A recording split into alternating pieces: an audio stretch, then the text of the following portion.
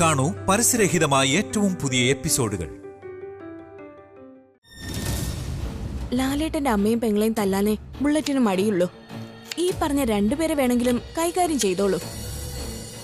അച്ഛനടിക്കണമെന്നൊന്നും ഞാൻ പറയില്ല.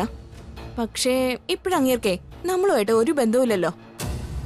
ജീവിതത്തിലുടനീളം അമ്മയെ കഷ്ടപ്പെടുത്തിയ ആള് വീണ്ടും അത് തുടരുകയാണെങ്കിൽ രണ്ടെണ്ണം കിട്ടുന്നതിൽ ഒരു കുഴപ്പമില്ല. സ്വന്തം മോളുടെ കാര്യത്തിലാണെങ്കിലും ഇത്തിരി മാന്യത കാണിക്കണ്ടേ? എന്ത് മാന്യതയാന്ന മോള് പറയുന്നത്? നേരത്തെ എന്നെ വിളിച്ചിരുന്നു. ദിലീപിന്റെ ക്ലിനിക്ക് നാട് മുറിച്ച് ഉദ്ഘാടനം ചെയ്തിട്ട് നയനയുടെ അച്ഛനോടൊപ്പം അങ്ങേരും കൂടിയാ നാട് മുറിച്ചതെന്ന്. എന്നിട്ട് എന്റെ കഷ്ടപ്പാടുകളെ കുറിച്ച് കളിയാക്കി. കഷ്ടപ്പെട്ട് വളർത്തിയ മകൻ ഇപ്പൊ എവിടെയാന്നൊക്കെ ചോദിച്ചു. ഇവിടെ കുറ്റപ്പെടുത്തേണ്ടത് അച്ഛൻ എന്ന് പറയുന്ന ആളെയല്ല അമ്മേ, അമ്മയുടെ മോനെ തന്നെയാ. അയാളൊരു ദുഷ്ടനാ. ആ ക്ലിനിക്കിന്റെ ഉദ്ഘാടനമാണെന്ന് പത്രത്തിൽ വന്ന നോട്ടീസിലൂടെയാണ് നമ്മൾ അറിഞ്ഞത്. അയാൾക്ക് അമ്മയൊന്ന് വിളിച്ചു പറയാറുന്നല്ലോ. ഏതായാലും മകൻ ഒരു സ്ഥാപനം തുടങ്ങി എന്നതിലുപരി അതിൽ അമ്മയെ പങ്കെടുപ്പിക്കാത്തതിലാണ് അങ്ങേരുടെ സന്തോഷം. ഇപ്പൊ കുറച്ചു ദിവസമായിട്ട് അമ്മയ്ക്ക് അവശതയുള്ളതുകൊണ്ട് ഒന്ന് പോണോന്നും എന്നെ ചികിത്സിച്ചുകൊണ്ട് അവൻ ഉദ്ഘാടനം ചെയ്യണമെന്നൊക്കെയായിരുന്നു എന്റെ ആഗ്രഹം. പിന്നെ അതൊക്കെ ഇനി സ്വപ്നം കാണാനേ പറ്റൂ. എങ്കിലും ഇടയ്ക്ക് അതുവഴിയിലൂടെ പോകുമ്പോ ഒന്ന് കയറണം. അവൻ പേഷ്യൻസിനെ നോക്കുന്നതൊക്കെ ഒന്ന് കാണണമെന്ന് ആഗ്രഹമുണ്ട്. ഞാൻ പറഞ്ഞ കാര്യങ്ങൾ കുറച്ചൊക്കെ അവര് മനസ്സിലുണ്ടാവും അല്ലേ മോളെ? എന്താ അമ്മ ഉദ്ദേശിക്കുന്നത്? അല്ല, കാലണ കയ്യിലില്ലാതെ തളർന്നു വരുന്നവർക്ക് അവൻ ആശ്വാസം കൊടുക്കില്ലേ? അത് പ്രതീക്ഷിക്കുകയേ വേണ്ട. ചിലപ്പോൾ അമ്മയ്ക്കൊരു തളർച്ച വന്നാ പോലും അയാൾ പരിഗണിച്ചെന്ന് വരില്ല. അങ്ങനെയൊന്നും സംഭവിക്കില്ല. അമ്മ എന്ന് വെറുതെ ഇരിക്കാമേ. അമ്മയുടെ മോനെ ഇനിയെങ്കിലും ഒന്ന് തിരിച്ചറിഞ്ഞില്ലെങ്കിൽ എനിക്കൊന്നും പറയാനില്ല.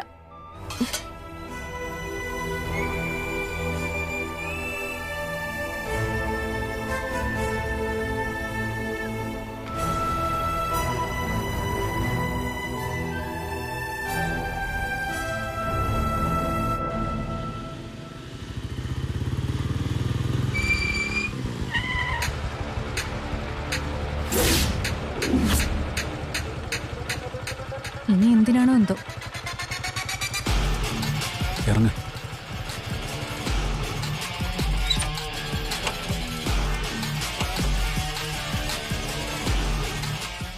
നിന്റെ ക്ലിനിക്കിന്റെ ഉദ്ഘാടനമൊക്കെ കഴിഞ്ഞോടാ?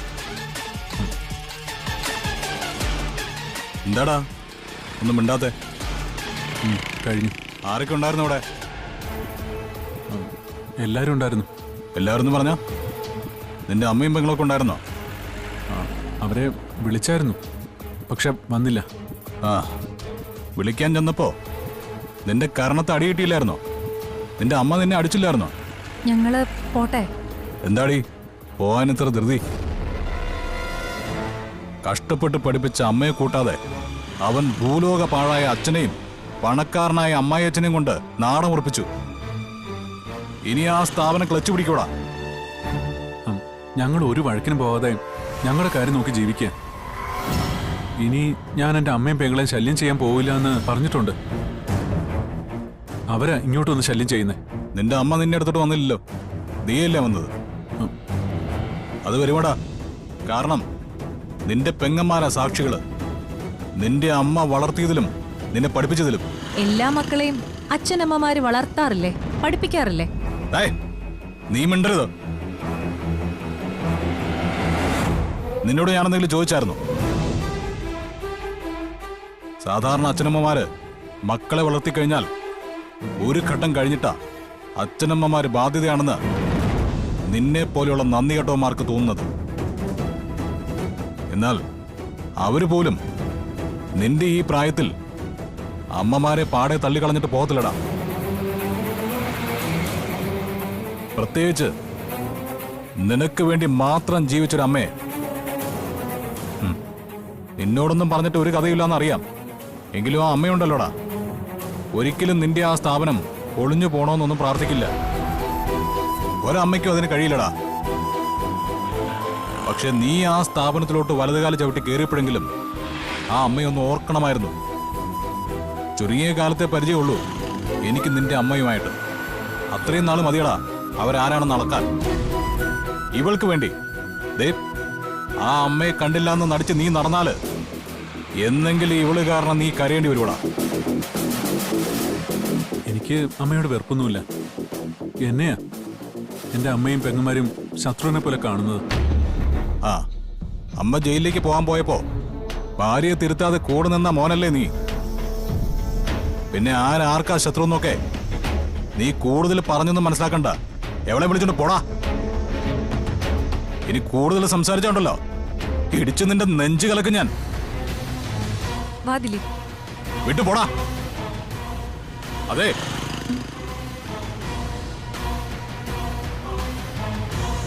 ഇന്ന് നാട മുറിക്കാൻ ഇവളുടെ അച്ഛനൊപ്പം വേറൊരുത്തം വന്നായിരുന്നല്ലോ, വക്കീല് വിജയകുമാർ.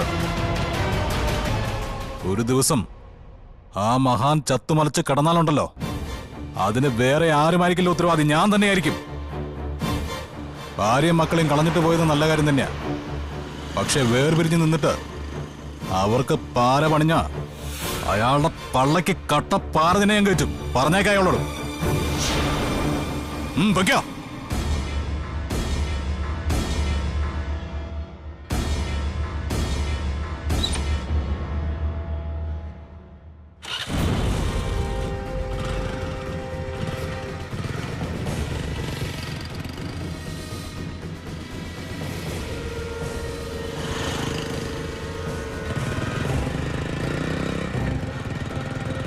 ഇനി ഇവനെന്നും കണ്ട വണ്ടി നിർത്തരുത്, പറഞ്ഞേക്കാം.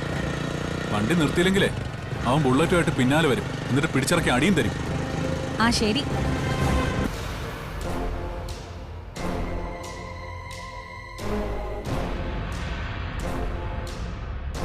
ഇതാണ് എവനെയൊക്കെ ചുട്ടുകൊല്ലുവാ വേണ്ടത്. എന്തുമാത്രം കഷ്ടപ്പെട്ടിട്ടാ അവരവരുടെ മോനെ പഠിപ്പിച്ചത്. എന്നിട്ടിപ്പോ നാട മുറിച്ചത് മക്കളെ നോക്കാത്ത അച്ഛനും ഭാര്യയുടെ അച്ഛനും ചേർന്നിട്ട്. എന്തൊക്കെ പറഞ്ഞാലും ദിയയുടെ അമ്മയ്ക്ക് അത് വലിയ വിഷമായി കാണും. ഇവരെ ഒന്നും മകനായിട്ട് ഇനി അംഗീകരിക്കതണ്ണ. ഏതെങ്കിലും അമ്മമാർക്ക് അതിന് പറ്റൂടാ.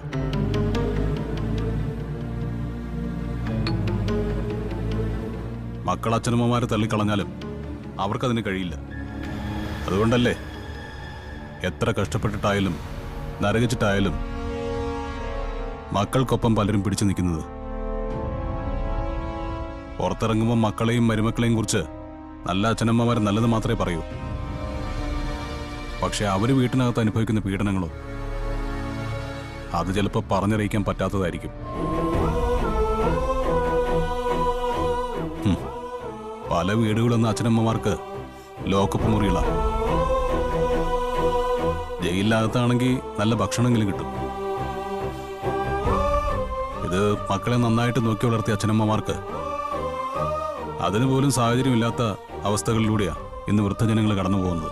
നമുക്ക് അച്ഛനമ്മമാരില്ലാത്തതിന്റെ വിഷമം, മറ്റു ചിലർക്ക് ഉള്ളതിന്റെ വിഷമം.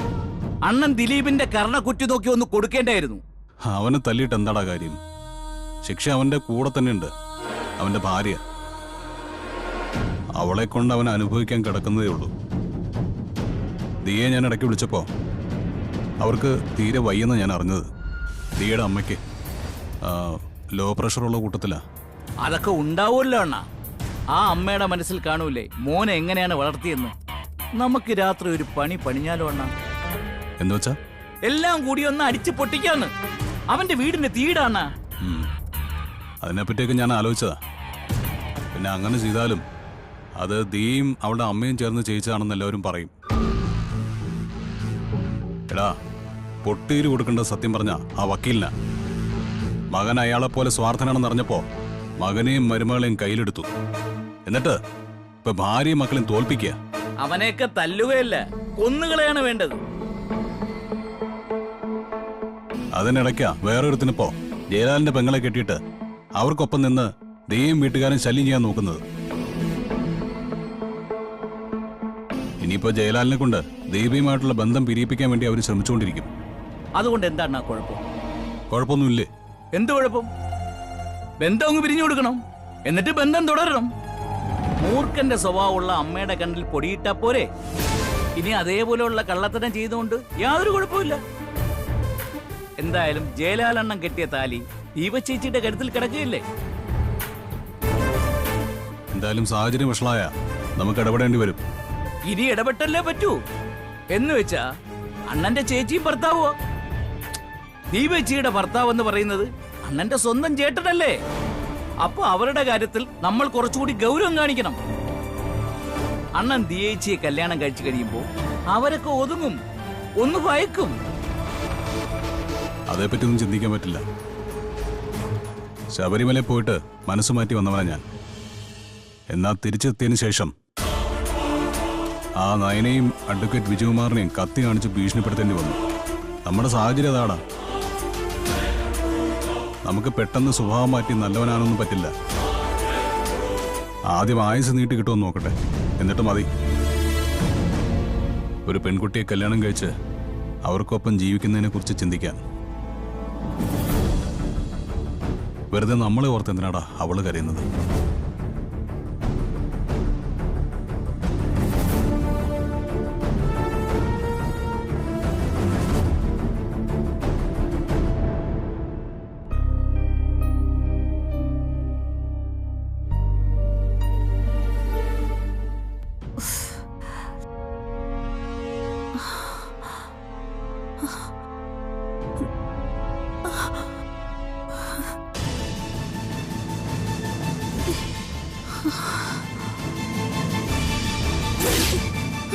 അമ്മേ, അമ്മേ, എനിക്ക് തീരെ വയ്യ മോളെ. തല വെട്ടിപ്പൊളിയുന്ന വേദനയാ. എത്ര തവണ പറഞ്ഞതാ ഹോസ്പിറ്റലിൽ പോവാന്ന്? ഒരു തരത്തിലും അമ്മ ഡോക്ടറെ കാണാൻ വരില്ല. ഇനി അവിടെ കിടക്കാൻ എങ്ങാനും പറഞ്ഞാലോ? പറഞ്ഞാൽ എന്താ, കിടക്കണം. മോൾക്ക് പഠിക്കാനൊക്കെ പോകണ്ടേ? 2 ദിവസം പഠിപ്പ് മുടങ്ങിയാലും കുഴപ്പമൊന്നുമില്ല. അല്ലെങ്കിൽ ദീപേച്ചിയും രചനയൊക്കെ ഇല്ലേ കൂട്ടി നിൽക്കാൻ. മോളെ അത് ഇനി ഒരു അക്ഷരം അമ്മ മിണ്ടരുത്. വാ, വന്നിരിക്ക്. ഞാൻ പോയി ഓട്ടോ വിളിച്ചോണ്ട് വരാം. വേണ്ട മോളെ. വേണ്ടെന്ന് അമ്മ പറഞ്ഞാ മതിയോ? കുറച്ച് ദിവസമായിട്ട് എല്ലാവരും പറഞ്ഞോണ്ടിരിക്കുക അമ്മയെ ഹോസ്പിറ്റലിൽ കൊണ്ടുപോകണമെന്ന്. ലാലേട്ടനും ദീപേച്ചിയൊക്കെ പറഞ്ഞാലും ഒരു തരത്തിലും അമ്മ കേക്കില്ലല്ലോ. ഇന്ന് രാവിലെ മുതൽ ഞാൻ ശ്രദ്ധിക്കുക, അമ്മയ്ക്ക് നടക്കാൻ പോലും വയ്യ. ഏത് നേരവും തല ചുറ്റുവാ. ഞാനിപ്പോ വരാമേ.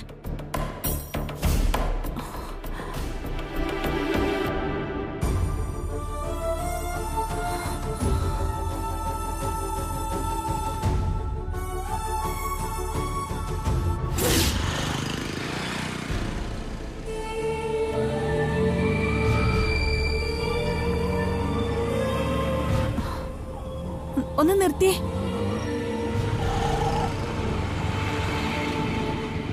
എന്താ അമ്മേ? മോളെ ഒന്ന് ഇറങ്ങി. എന്തു പറ്റി? ഇറങ്ങ. എന്താ അമ്മേ? ഇവിടെ കേറാം മോളെ. ഇത് ഏട്ടന്റെ ക്ലിനിക്കാ. അമ്മ ഇങ്ങോട്ട് കേറ്. നമുക്ക് വേറെ ഹോസ്പിറ്റലിൽ പോവാം. വേണ്ട മോളെ, ഇവിടെ പോയാ മതി. എന്തിനമ്മ ഇവിടെ പോകുന്നത്? ഇത് മതി മോളെ, ദൂരേക്കൊന്നും പോണ്ട. ദിലിയുടെ ക്ലിനിക്കല്ലേ. എത്ര വൈരാഗ്യം ഉണ്ടായാലും അവന്റെ അടുത്ത് പോകുമ്പോഴുള്ള സുരക്ഷിതത്വം വേറെ ഒരിടത്തൊന്നും കിട്ടില്ല. അവിടെ പോവാൻ കിട്ടിയൊരവസരം അതെന്തിനാ വെറുതെ പാഴാക്കി കളയുന്നേ? അവിടെ ചെന്ന് കഴിഞ്ഞാ അവനെന്താ എന്നെ നോക്കാതിരിക്കോ? ചിലപ്പോ നോക്കിയില്ലെന്നും വരും. മോള് പൈസ കൊടുത്തിട്ട് വരാൻ നോക്ക്. എത്രയായി? 60. ശരി. അമ്മേ, ഇതെന്താ അമ്മ ഇങ്ങനെ? അവിടെ ചെന്ന് കഴിഞ്ഞാല് അവളെ കാണേണ്ടി വരില്ലേ? അവൾക്കാണെങ്കിൽ നമ്മളെ ഒന്നും കണ്ണെടുത്താ കണ്ടൂടാ. സാരമില്ല മോളെ, അവൻ ക്ലിനിക്ക് തുടങ്ങിയിട്ട് എങ്ങോട്ടൊന്നും വരാൻ പറ്റിയില്ലല്ലോ. അതിനുള്ളൊരു അവസരമായി ഇതിനെ കണ്ടാ മതി. എന്നാ പിന്നെ വെയിലത്ത് നിൽക്കണ്ട, വാമേ. നടക്കുമ്പോ തലചുറ്റൽ അങ്ങോട്ട് മാറുന്നില്ല.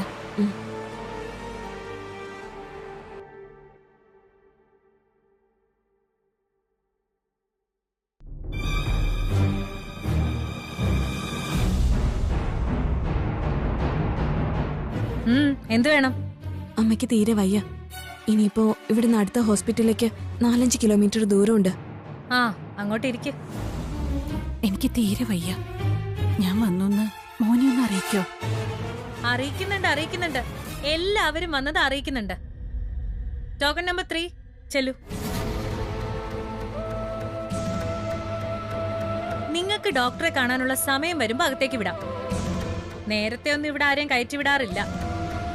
ഹാ, നിങ്ങൾ നിയമം അനുസരിച്ച് ജീവിക്കുന്ന ഒരു വില്ലേജ് ഓഫീസർ ആണല്ലോ. അതുകൊണ്ടാണല്ലോ പലതവണ സസ്പെൻഷനിലായതും. ഒരുപാട് പറഞ്ഞു കേട്ടിട്ടുണ്ട്. മറ്റുള്ളവരുടെ കാര്യത്തിൽ മാത്രം അങ്ങനെ നീതി നിയമവും നടപ്പിലാക്കിയാ പോരല്ലോ. സ്വന്തം കാര്യത്തിൽ അത് വേണമല്ലോ. ഞങ്ങൾ ഇവിടെ വെയിറ്റ് ചെയ്തോളാം. വെയിറ്റ് ചെയ്യാൻ ബുദ്ധിമുട്ടാണെങ്കിൽ 4-5 കിലോമീറ്റർ ദൂരമുള്ള ഹോസ്പിറ്റലിലേക്ക് പൊക്കോളൂ. സ്വന്തം അച്ഛനും അമ്മയും വന്നാലും നീ ഇതുപോലെ വെയിറ്റ് ചെയ്യിപ്പിക്കോ? അതെന്തിനാ നീ അറിയുന്നത്? ഹാ, പറയുന്നത് കേട്ടില്ലേ? നിങ്ങൾക്കൊക്കെ മുന്നേ കയറ്റിവിടണമെന്ന്. നിങ്ങളൊക്കെ എത്ര സമയമായിട്ട് ഇവിടെ ഇരിക്കുന്നു? ഇന്ന് നല്ല തിരക്കായിരുന്നു. ഇപ്പൊ വന്നതുകൊണ്ടാ കുറച്ചു നേരത്തെങ്കിലും കയറാൻ പറ്റുന്നത്. ആ, അല്ലെങ്കിൽ ഒരു 10-30 ഒക്കെ ആയി പോയാനെ ടോക്കൺ. ദേ നയനെ, മോളെ, അമ്മയ്ക്ക് തീരെ വയ്യ. വെറുതെ തർക്കിക്കണ്ട. വാ, നമുക്കിവിടെ ഇരിക്കാം.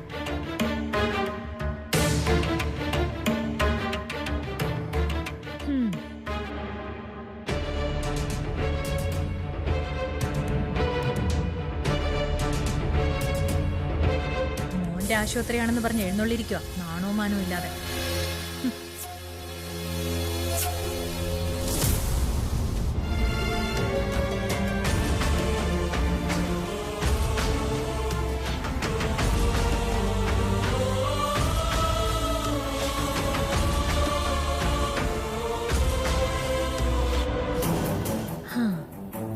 അവരുടെ ഭർത്താവിനൊരു മെസ്സേജ് അയക്കാം.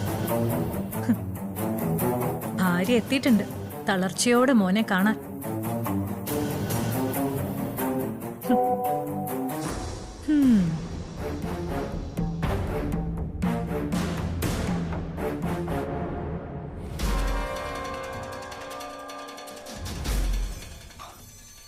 എന്താ വക്കീൽ സാറേ, ഇന്ന് നല്ല സന്തോഷത്തിലാണല്ലോ. എന്റെ ഭാര്യയുടെ ഓരോ പരാജയങ്ങളും എന്റെ സന്തോഷമാണ് കാർത്തി. അല്ല, ഇപ്പൊ സന്തോഷിക്കാൻ എന്താ ഉണ്ടായത്? എന്റെ മോനൊരു ക്ലിനിക്ക് തുടങ്ങിയില്ലേ? ആ, ഞാനവിടെ പോയിരുന്നു അമ്മയും കൂട്ടി. ആഹാ. പക്ഷേ കാശൊക്കെ അറുത്താ വാങ്ങുന്ന കേട്ടോ. എടാ, എല്ലാം എന്റെ മരുമോളാ നോക്കുന്നേ.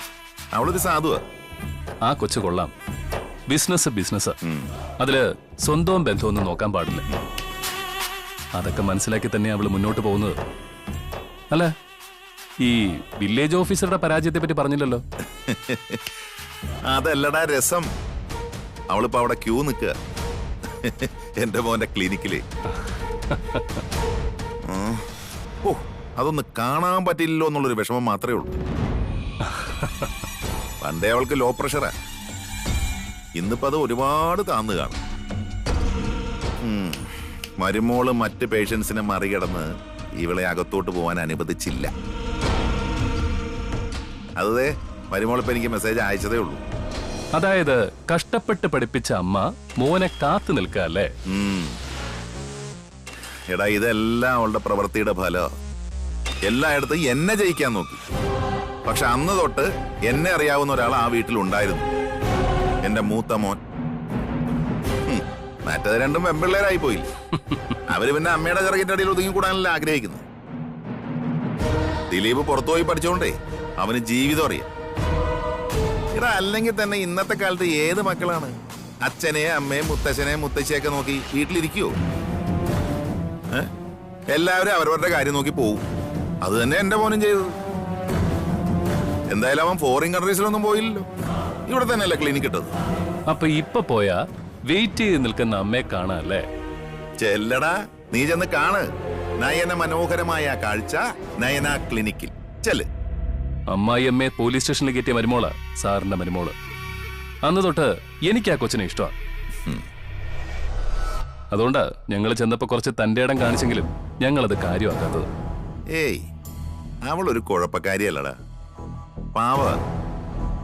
2 കോടിയാ ആ കെട്ടിടവും സാമഗ്രികളെല്ലാം കൂടി. ഒരു മടിയും കൂടാതെ നയനയുടെ അച്ഛനത് വാങ്ങിക്കൊടുത്തത്. എടാ, പിന്നെ അവൾ അഹങ്കാരം കാണിക്കുന്നതിൽ എന്തെങ്കിലും കുഴപ്പമുണ്ട്? ഒരു തെറ്റുമില്ല. കാത്തിരിക്കട്ടെ അമ്മ മകനെ. വക്കീൽ സാർ പറയുന്നത് പോലെ അത്രയ്ക്ക് അഹങ്കാരം പിടിച്ച് നടക്കായിരുന്നു അവര്.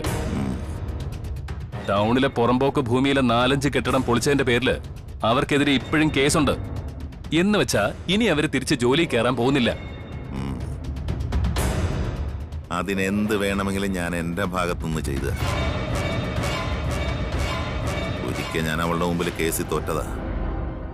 അതിന്റെ കാരണം എന്താണെന്ന് നിനക്കറിയാലോ.